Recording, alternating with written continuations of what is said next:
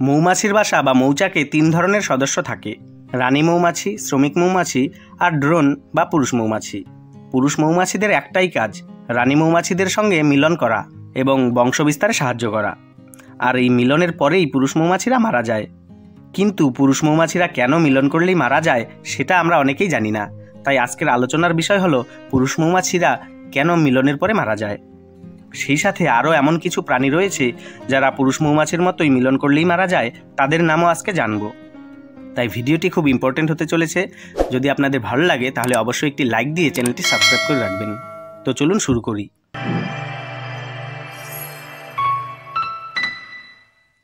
রানী মৌমাছি যখন মিলনের জন্য আকাশে উড়ে তখন একদল ড্রোন বা পুরুষ মৌমাছি তার পেছনে ধাওয়া করে।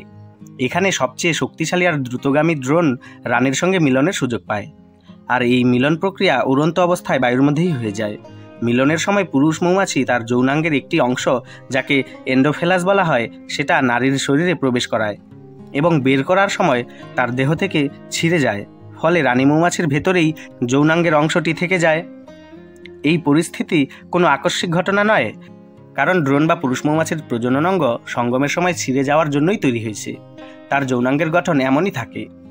আর পুরুষ মৌমাছির যৌনাঙ্গ ছিঁড়ে গিয়ে রানীর মৌমাছির শরীরে আটকে থাকায় এটা নিশ্চিত করে যে পুরুষের শুক্রাণু রানীর কাছে স্থানান্তরিত হয়েছে এবং অন্য কোনো ড্রোন এটি সরাতে বা প্রতিস্থাপন করতে পারবে না। ফলে পুরুষ মৌমাছির শুক্রাণু রানী মৌমাছির শরীরে নিরাপদে মজুদ থাকতে পারবে। পুরুষ মৌমাছির যৌনাঙ্গ ছিঁড়ে যাওয়ার ফলস্বরূপ তার দেহ মারাত্মকভাবে ক্ষতিগ্রস্ত হয়, রক্তক্ষরণ হয় এবং ব্যথা হতে থাকে।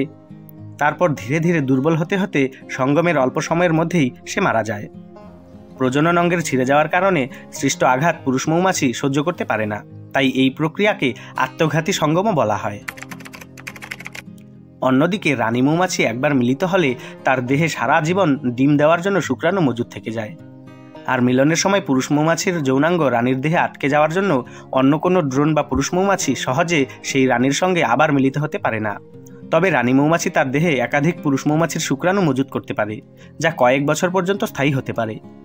একবার মিলন হোক বা কয়েকবার, রানী মৌমাছি তার দেহে মজুদ করা শুক্রাণু দিয়েই তার জীবনকালে অনেক ডিম নিষিক্ত করতে পারে। পুরুষ মৌমাছি বা ড্রোনের জীবন এমনিতেই অলসভাবে কাটে। এরা খাবার সংগ্রহ করে না, মধু তৈরি করে না, এক কথায় মৌচাকের কোনো কাজই তারা করে না। সব কাজ করে শ্রমিক মৌমাছি। অবশ্যই এর জন্যই তাদের নাম শ্রমিক হয়েছে। আর ড্রোনরা শুধু রানীর সঙ্গে মিলনের জন্য অপেক্ষা করে। রানীর সঙ্গে মিলিত হয়ে বংশবিস্তার করাই এদের কাজ। বলতে গেলে এদের জীবনটাই তৈরি হয়েছে এই জন্যই। পুরুষ মৌমাছি বা ড্রোনদের মধ্যে যারা রানীর সঙ্গে মিলিত হতে পারে তারা সঙ্গে সঙ্গেই মারা যায়।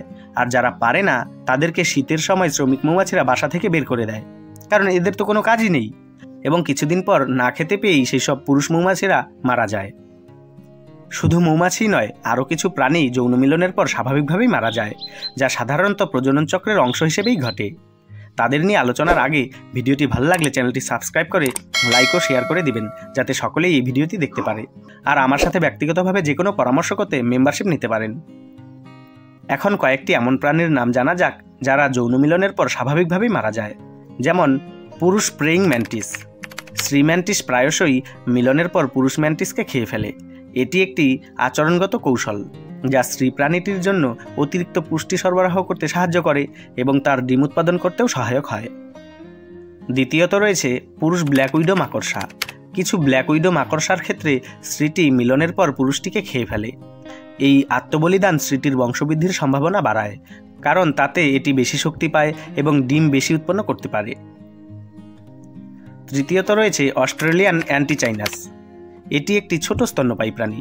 এই ছোট স্তন্যপায়ী প্রাণীটির পুরুষরা মিলনের সময় এত বেশি হরমোন নিঃসরণ করে যে তারা চরম ক্লান্ত হয়ে যায় এবং শরীরের অভ্যন্তরীণ রক্তক্ষরণ শুরু হয়ে যায়।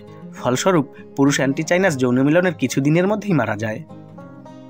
এই যে প্রাণীগুলোর নাম বললাম, এই প্রাণীগুলোর নাম হয়তো অনেকেই আপনারা জানেন না। আর এর থেকেও যদি অন্য কোনো প্রাণীর নাম আপনারা জানেন যারা যৌন মিলনের পরেই মারা যায়, তাহলে কিন্তু আপনারা অবশ্যই কমেন্টে জানাবেন। ধন্যবাদ।